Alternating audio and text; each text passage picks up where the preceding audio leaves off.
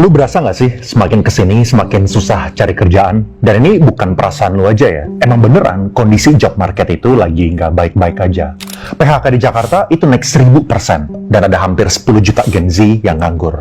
Jadinya nggak heran, walaupun ekonomi kita itu bertumbuh di atas 5%, banyak yang nggak ngerasa benefit dari pertumbuhan ekonomi ini. Soalnya jumlah kelas menengah ini malah turun secara signifikan. Yang kelas menengah derajatnya itu justru malah turun jadi menuju menengah atau rentan miskin.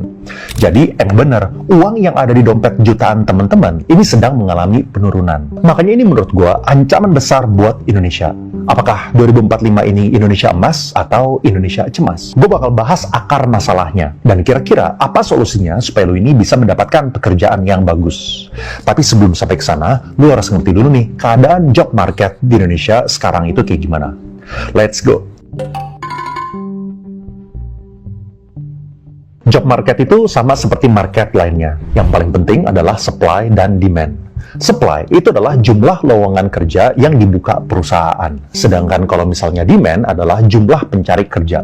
Kalau misalnya supply atau lowongannya itu lebih banyak, maka perusahaan akan rebutan buat dapetin karyawan dan talenta.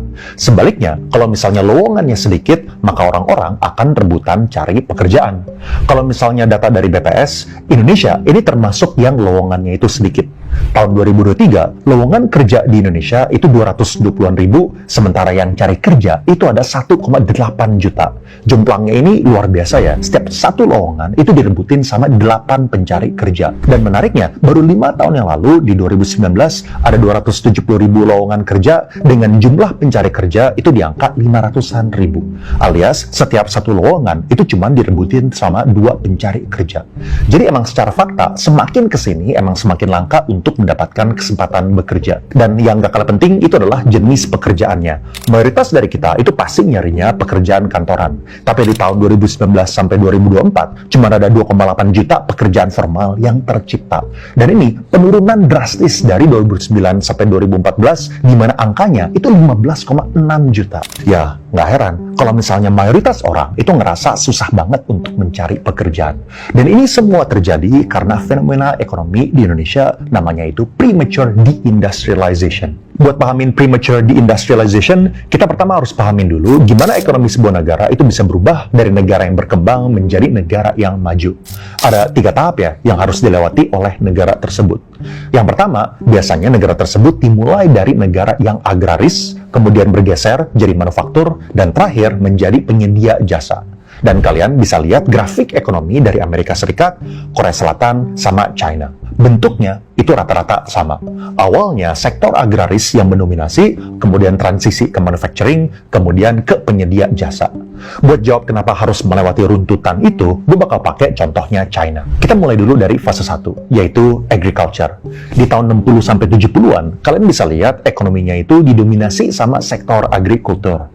Sedikit sejarah, di tahun 59-61, terjadi The Great Chinese Famine, di mana 15-55 juta orang China itu meninggal gara-gara kelaparan di bawah kepemimpinan Mao Zedong dengan ideologi komunisnya. Dan ini jadi masalah politik yang cukup panjang karena Mao itu berusaha buat nggak kehilangan kekuatannya. Dan efeknya dari tahun 1966 sampai 1976, produktivitas China itu terhambat karena masalah politik. Dan hasilnya mereka itu stuck di ekonomi agraris. Barulah setelah Mao itu meninggal dan masalah politik itu selesai di tahun 1978, China itu mulai menjadi negara manufaktur. Dan ini fase kedua. Mereka bangun infrastruktur yang kuat, membuka diri ke ekonomi global, dan mereka giat mencari investasi asing. Dan karena ada ilmu dan teknologi baru yang masuk, China ini bisa upgrade teknologi dan skill SDM-nya dengan pesat. Dan ini sangat sukses ya. Sampai China itu bisa jadi the factory of the world di tahun 2000-an. Banyak perusahaan-perusahaan besar yang mendirikan pabrik di China, kayak misalnya Samsung, Foxconn ini yang ngebikin iPhone, dan juga Tesla yang buka di Shanghai. Nah, dengan kemajuan ekonomi sebuah negara, apalagi China yang sempat menyentuh double-digit growth dari segi GDP bertahun-tahun, demografi masyarakatnya itu otomatis berubah. Dari yang sebelumnya itu low skill dan fokus ke agriculture, beralih ke industri, dan sekarang generasi selanjutnya itu udah lebih high skilled lagi.